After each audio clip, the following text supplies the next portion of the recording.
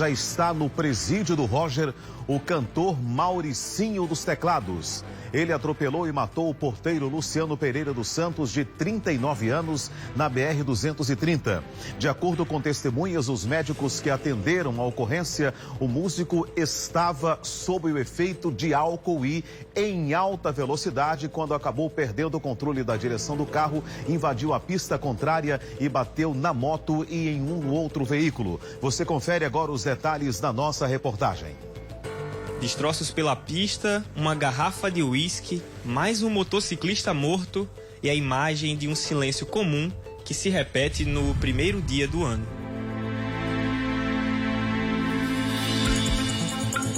Luciano Pereira dos Santos, de 39 anos, é porteiro e estava indo trabalhar quando foi atingido por essa caminhonete por volta das 6 horas da manhã na BR-230, no trecho da rodovia próximo à alça da Avenida Beira Rio. O motorista, o músico Maurício da Silva Neto, de 26 anos, conhecido como Mauricinho dos Teclados, vinha em alta velocidade quando perdeu o controle do veículo, rompeu a barreira de proteção e invadiu a pista contrária, atingindo um carro e a moto do Luciano, que morreu na hora.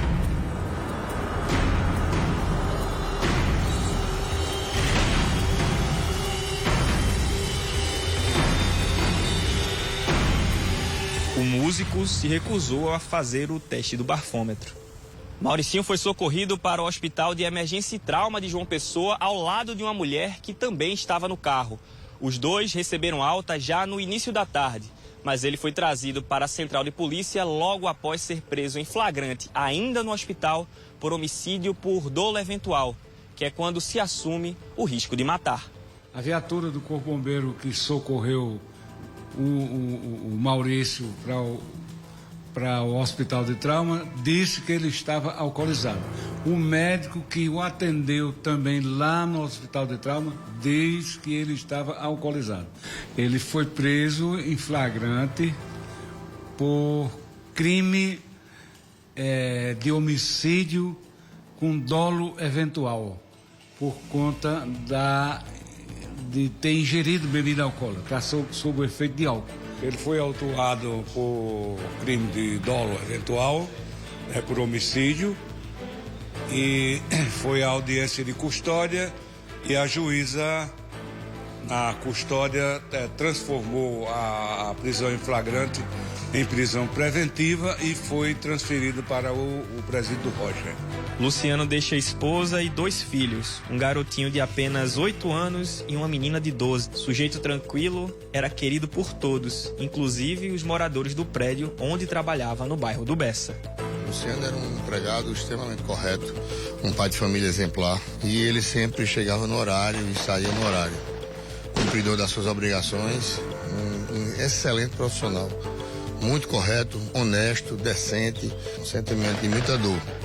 Luciano vai fazer falta não só à família dele, mas para nós, amigos e pessoas que conviviam com ele. Vamos sentir muita falta desse cara de 39 anos, que infelizmente nos deixou hoje de maneira repentina. Eu posso dizer que a ficha não caiu ainda. A gente está muito abalado, muito triste. Olha, a nossa reportagem conversou com o advogado do suspeito de ter atropelado, aliás, suspeito não, né? Do responsável por ter atropelado e matado o porteiro Luciano Pereira na BR-230. Os detalhes você confere agora. Na central de polícia, Maurício Neto teve a prisão em flagrante convertida para prisão preventiva. Isso porque a juíza plantonista entendeu que o músico cometeu homicídio culposo, quando não há intenção de matar. Por isso, então, a gente conversa com o advogado que faz parte da defesa do caso, doutor Luiz Pereira. Qual a medida que a defesa vai adotar, doutor? Nós entendemos que não há razões para o decreto da prisão preventiva e por isso nós impetramos um habeas corpus já no Tribunal de Justiça, requerendo que seja concedido o direito de esperar o julgamento desse processo em liberdade e, se o magistrado entender, que possa aplicar medidas cautelares. Entendendo que o fato, por ser um crime culposo e não doloso, não há necessidade de se aguardar o trâmite processual atrás das grades. Doutor, o Corpo de Bombeiros e o médico do trauma disseram que o seu cliente ele estava alcoolizado. Como é que o senhor viu essa posição? Na verdade, eles verificaram alguns sinais indicativos da embriaguez. Por exemplo, as vestes, né, deles estava desarrumada. Ora, mas para quem passa por um trauma desse tamanho, né, ele levou uma forte pancada na cabeça, o carro foi capotado, todo ensanguentado, não tinha como estar todo arrumado naquele momento, né? Falou-se também sobre a desorientação, também típica da pessoa que teve uma pancada forte na cabeça, né? Ele ainda estava, até hoje pela manhã, um pouco desorientado, né? Quando a gente manteve contato com ele, ainda sem saber ao certo como é que os fatos aconteceram, né? Toda a dinâmica, porque foi tudo muito rápido. Tá certo? Então nós refutamos isso. Nós temos testemunhas, inclusive, que estavam com ele no dia, que verificaram o estado de saúde dele logo depois e que isso, de fato, vai ser comprovado um pouco mais à frente, que não existiu a ingestão de bebida alcoólica. Então, em conversa com o seu cliente, o que ele relata? Ele lembra do caso? O que ele conta? De fato, o trauma sofrido, né, proporcionou a ele uma amnésia. Essa amnésia é típica de traumas dessa natureza. Ele vai, com o tempo, relembrando, né, de poucos casos, ele se recorda de muita pouca coisa, né? Até hoje pela manhã ele não sabia até ao certo do que tinha se tratado, do que se tratava, sabia que de fato desse acidente tinha vitimado fatalmente uma terceira pessoa, né? E está consternado com tudo isso, está disposto a responder esse processo, até porque nós contratamos um perito particular que, ao confrontar as imagens colhidas no local, também analisa a hipótese de a morte ter sido causada por um terceiro veículo. No momento do acidente ele estava em alta velocidade?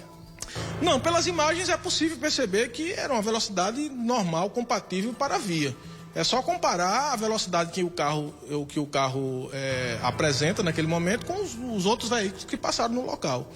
Não foi a velocidade um fator preponderante, muito embora nós ainda aguardamos um laudo pericial. Em 2021, o senhor defendeu um caso de uma vítima, né, um motoboy que se envolveu em um acidente no retão de Manaíra. E agora um caso parecido, o senhor defende o acusado. Como é que o senhor analisa esses dois casos? Na verdade, os casos são parecidos apenas no ponto de que um carro se envolve num acidente com um motociclista e o motociclista morre. Porque todas as outras coisas, elas são diferentes. Por exemplo, nós não temos um histórico de direção perigosa por parte do Mauricinho. Ele nunca se envolveu em nenhum tipo de acidente ou de evento que envolva álcool e trânsito, né, e direção de veículo automotor. Inclusive, não há constatação de teor alcoólico nele, e ele não desenvolvia alta velocidade. Então, os casos, eles se parecem apenas em dois pontos. Em todos os outros, eles são diferentes, né? Eles não se associam uma coisa à outra. Além do mais, o Maurício, ele se propõe a responder o processo, enquanto que no outro caso de Juan Macário, Juan foragiu, né? E declarou, inclusive, de maneira muito clara, que bebeu, né, associado ao uso de um medicamento, né, psiquiátrico, de uso psiquiátrico, e que isso causou de todo um desarranjo nele, que ele teria, em virtude disso, atropelado e matado de carro automático. Olha, doloso ou culposo, com ou sem intenção, infelizmente o resultado final foi trágico, que foi aí a morte desse porteiro, desse trabalhador. Eu não sei se vinha chegando do trabalho ou estava indo em direção ao trabalho. Lamentavelmente, né, apesar, independente das circunstâncias, do que teria aí motivado esse acidente fatal, é que o final, lamentavelmente, foi trágico para o porteiro, foi trágico para a família do porteiro, que teve aí um ente querido, uma pessoa que era aí o mantenedor da família, né, que teve a sua vida ceifada. Vamos aguardar aí, por enquanto, aguardar o resultado dos exames em relação ao Mauricinho dos Teclados, né? A suspeita sobre ele, de que ele estaria aí sob efeito de álcool. Essa foi a fala da equipe do Corpo de Bombeiros que o atendeu ali à ocorrência no local.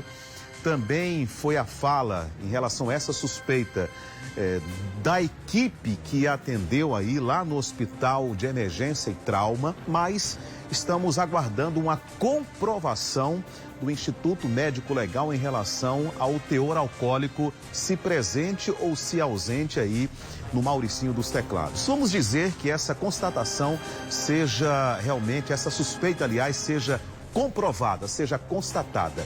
Nós já trouxemos tantos casos aqui, trágicos, de pessoas que de maneira irresponsável, imprudente, criminosa, consumiram bebida alcoólica durante festa, durante noite adentro, e foram se aventurar na direção do veículo, voltando para a sua casa, onde queria descansar, passar ali o porre e a carraspana, e lamentavelmente, no meio do caminho, entre o bar onde bebiam, entre a festa onde bebiam, até a chegada da sua casa, lamentavelmente encontraram alguma pessoa inocente, alguma pessoa trabalhadora, que nada tinha a ver aí com